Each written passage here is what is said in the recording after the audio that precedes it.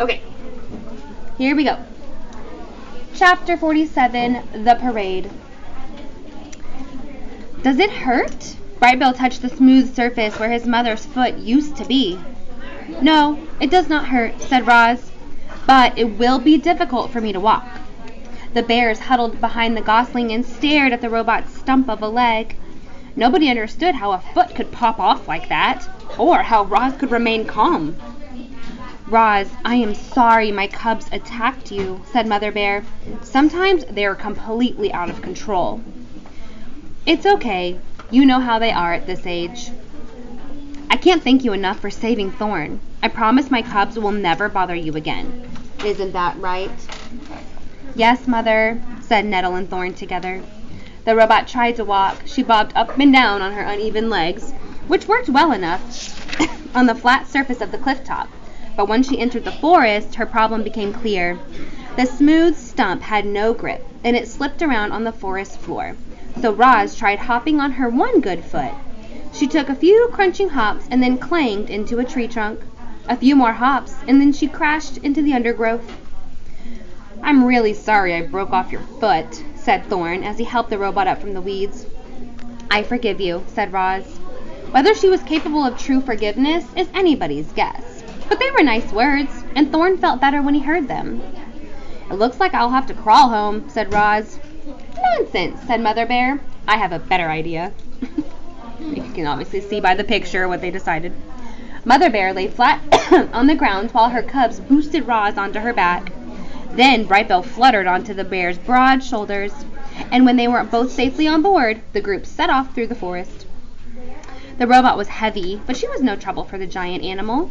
Mother Bear strolled along as if it were perfectly normal for a robot to be riding on her back. They made quite a grand procession, all walking together like that. So they are in the procession. Okay. And the procession became even grander as deer and raccoons and birds and all kinds of other animals joined in. Everyone wanted to see the mother robot riding the Mother Bear. The group wound its way past the ancient trees and over the rolling meadows and through the babbling streams, collecting more and more curious animals as they went.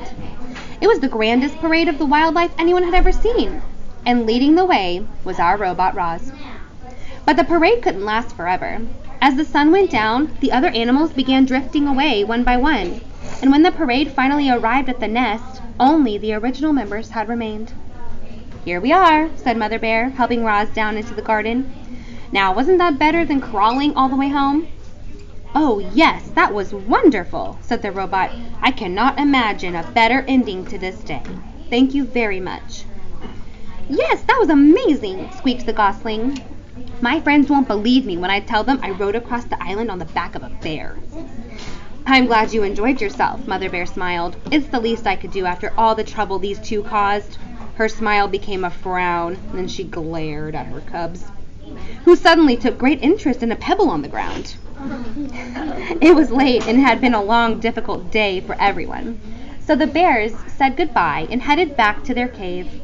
Brightbill and Roz stood in the garden and watched their new friends lumber away. And then the gosling said, Mama, do you think you'll ever walk again? I'm not sure, said the robot, but I know who to ask for help. Now, go get ready for bed. Chapter 48, The New Foot. Sorry, I need to put my thing in. Mr. Beaver squinted at Roz's stump. I've never built a foot before. He stroked his whiskers and muttered to himself. There are really 3 problems to solve. The foot needs to grip the ground, and it needs to be durable. And then there's the issue of fixing it to the leg. I might have to consult a few friends. Will she ever walk again? Said Brightbill. What's that? Mr. Beaver was lost in thought. Oh, not to worry. You just sit back and leave everything to me. I love a challenge. Mr. Beaver plunked into the pond and returned a while later, rolling a large section of tree trunk. Say hello to your new foot, he said, slapping the wood with his tail. Hello, new foot, said the robot. That's the spirit. This beauty is from one of the hardest trees I've ever chewed. I just need to make a few modifications. Mr. Beaver placed the piece of wood next to Roz. He squinted, repositioned the piece, and squinted some more. With his claws, he marked different spots on the wood, and then he put his big chompers to work. The beaver chewed and gnawed and carved up that piece of wood, turning it over and over in his paws. Chit-Chat looked down from the branch and chattered through the quiet moments. This reminds me of the time I saw a fox catch a lizard by the tail, and somehow the lizard's tail fell off and he got away, and later I saw that lizard got a new tail, and now Roz is going to get a new foot and everything will be fine. The wooden foot took shape, and before long Mr. Beaver was standing beside a beautiful carving that resembled a boot. He tried to slide it over Roz's stump, but the opening was too small. So he scraped out more wood until it was a perfect fit. "Very good," he said, spitting out a wood chip. "My friends should be arriving any minute with the next few things we'll need." And there they are now. I'd like you all to meet Bumpkin, Lumpkin, and Rumpkin. But I call them the Fuzzy Bandits. Fuzzy Bandits. What animals referred to as a bandit? Geo? A raccoon. 3 fat raccoons shuffled into the garden, dragging a tangle of vines behind them. "Good day," said Bumpkin. "Good day," said Lumpkin. "Good day," said Rumpkin. You might already know this, reader, but raccoons have very nimble hands, and the Fuzzy Bandits use theirs to skillfully tie those vines around the robot's leg and around her new foot. The vines caught nicely on the dings and dents and scrapes. Once they were tied good and tight, Mr. Beaver threw back his head and hollered, "Trunk Tap, we could use your assistance." There was silence. And then 3 quick taps echoed down from the forest canopy. "Ah, that'll be him," said Mr. Beaver, smiling. A very handsome woodpecker swooped into the garden. "You called?"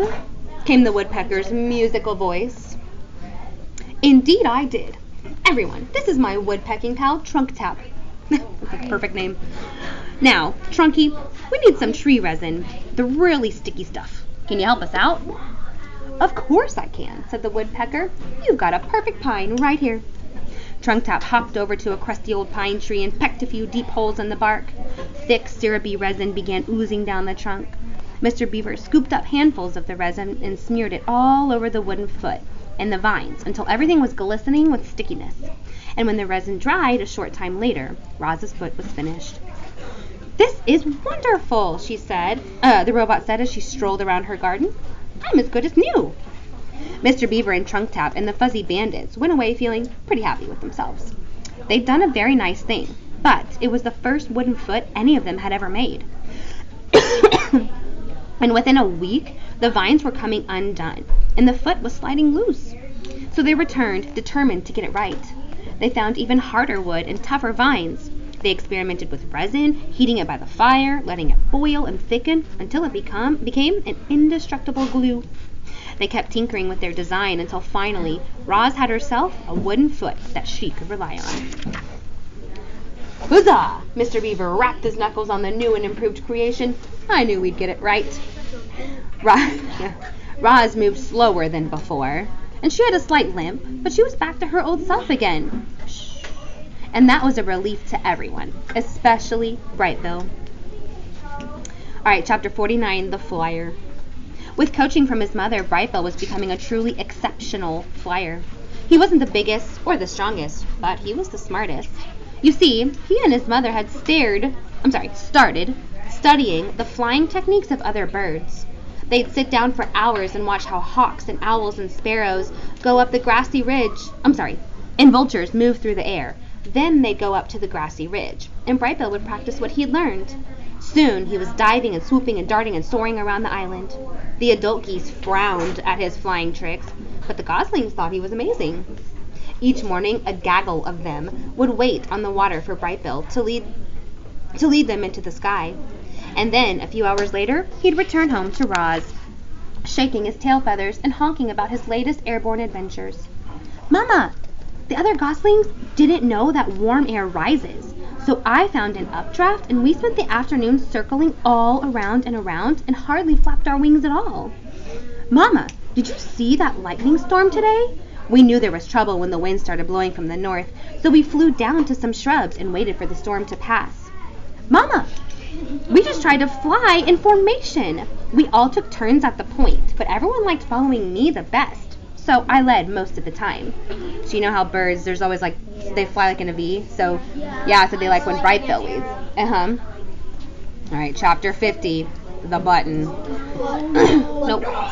Okay, hold on. Listen. Brightbill was thinking about the small button on the back of his mother's head. His mother was thinking about it too. They couldn't stop wondering what would happen if the button were pressed. And one day, they decided it was time to find out. Roz sat on the floor of the nest. Her son nervously stood on a stone behind her. "I'm ready when you are," said the robot. "Okay," said the gosling. "Here we go." Brightbill took a deep breath. Click.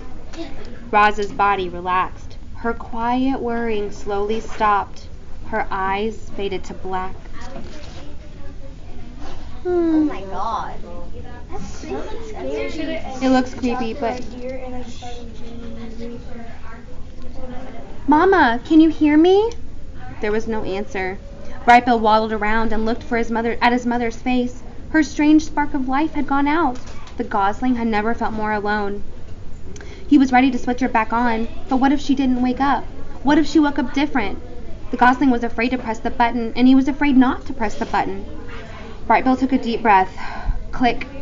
Roz's body tensed. Her quiet whirring slowly started. Her eyes began to glow.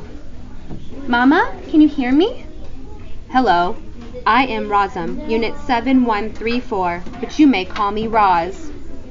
The robot spoke these words automatically in a language that Brightbill didn't understand. His little heart raced as his worst fears seemed to be coming true. But a moment later, her familiar voice returned, and the robot said in the language of the animals, "Hello, son. How long was I out? It seemed like only an instant to me." "You were out for a few minutes," said the gosling as he hugged his mother, "but it seemed like forever to me." Whew! That was close. I have goosebumps. That was